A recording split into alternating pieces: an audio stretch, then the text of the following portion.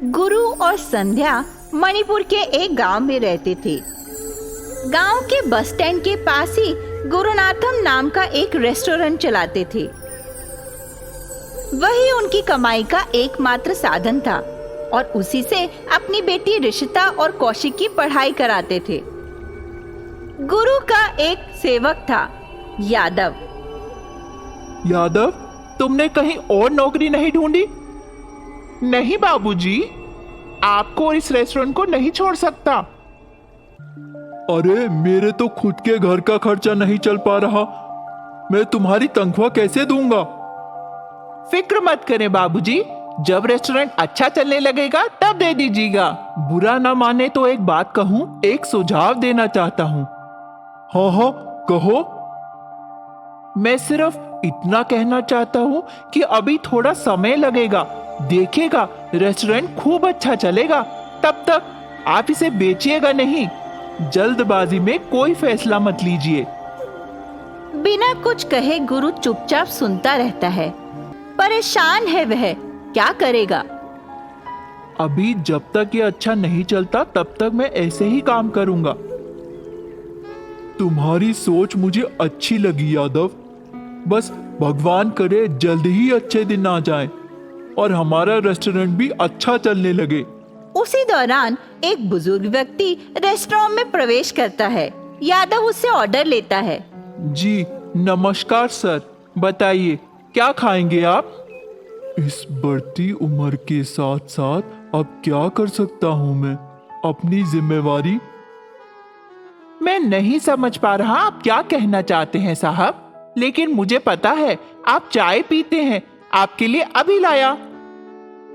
उस परेशान बुजुर्ग इंसान के लिए यादव एक चाय का कप लाता है। जैसे ही वह चाय पी रहा होता है, एक प्रेमी जोड़ा उस रेस्तरां में आ जाता है।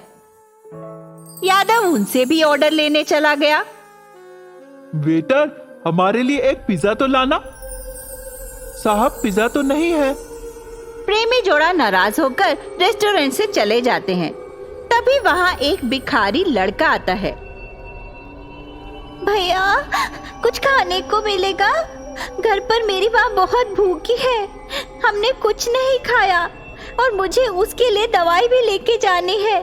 मेरे पास कुछ भी पैसे नहीं है, कुछ खाने को दे दो ना भैया। मेरे पास जब पैसे होंगे मैं आपको लौटा दूंगा। उस बच्चे की बात सुनकर गुरु को दया आ गई और उसने खाने का एक पार्सल बनाकर उस बच्चे को दे दिया। यह देख रेस्टोरेंट में बैठा बुजुर्ग अपनी चाय खत्म करके गुरु के पास आकर बोला, बेटा, मैं चल नहीं पा रहा हूँ, क्या तुम मुझे घर तक छोड़ दोगे? दयावान गुरु उस बुजुर्ग को अपनी बाइक पर बैठाकर उन्हें उनके घर पर छोड़ आया। बुजुर्ग के आग्रह करने पर गुरु अंदर चला गया। बेटा, तुम्हारे जैसे लोग आजकल नहीं मिलते। इतने दयावान और उदार हृदय के कैसे हो सकते हो तुम? मुझे बहुत अच्छा लगा। अपनी तकलीफें छोड़कर तुमने उस बच्चे की कितनी मदद करी। खुश होकर वह वृद्ध व्यक्ति गुरु को एक पिज्जा बनाने की मशीन देता है। ये देखो बेटा, ये एक पिज्जा मशीन है, मेरे किसी काम की नहीं। तुम ले जाओ, तुम्हारे काफी काम आएगी। ये जादुई पिज्जा मशीन है। वृद्ध व्यक्ति की अचानक ही मृत्यु हो जाती है और गुरु उनका अंतिम संस्कार करता है और कुछ दिनों बाद वह पिज्जा मशीन यूज करना शुरू करता है। उसके इस्तेमाल से नए नए तरह तरह के पिज्जा बनाकर बेचता है।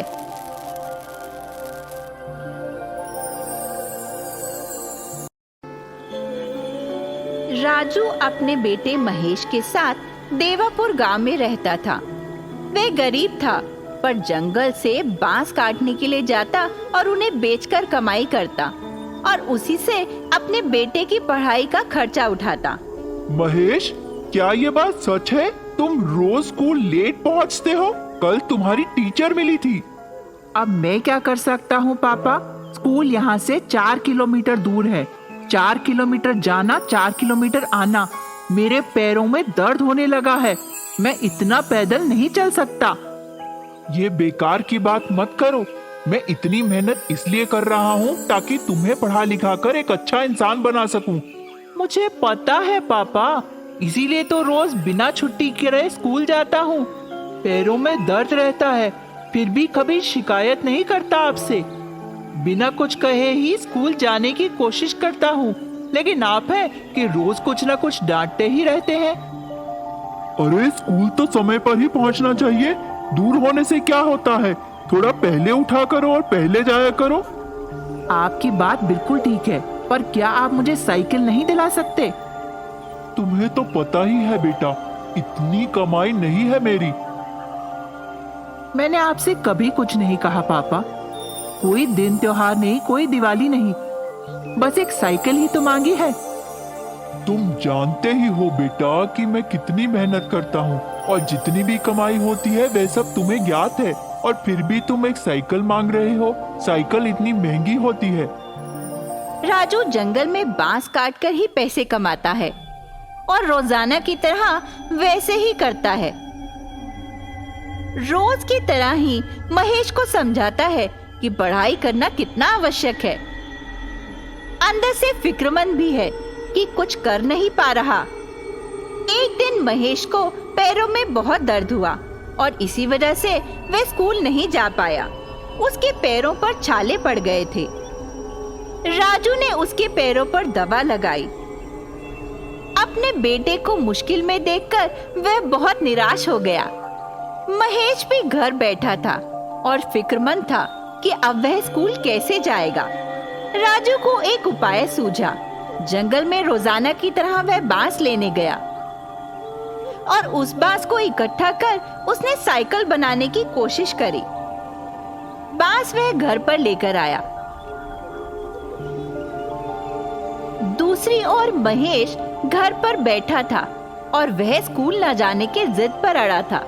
उसके पैरों में काफी चोट थी, इसीलिए राजू ने उस मजबूत बांस की सहायता से एक साइकिल तैयार करी और उस साइकिल को अपने बेटे महेश को दिखाया।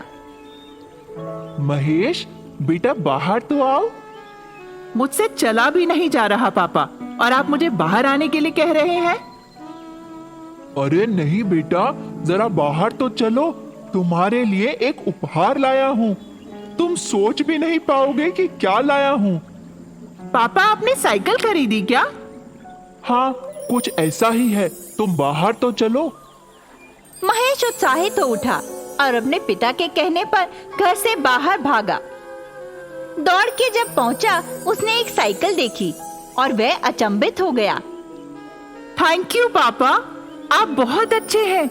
आपने मेरे लिए साइकिल बनाई, शुक्रिया। उत्साहित महेश खुशी खुशी साइकिल की सवारी करता है। अब वह स्कूल जाने के लिए भी तैयार है। रोजाना उसी साइकिल पर अब वह स्कूल जाता है और अब उसको पढ़ने में कोई कठिनाई नहीं होती। अब वह अपने पिता की मदद भी करता है।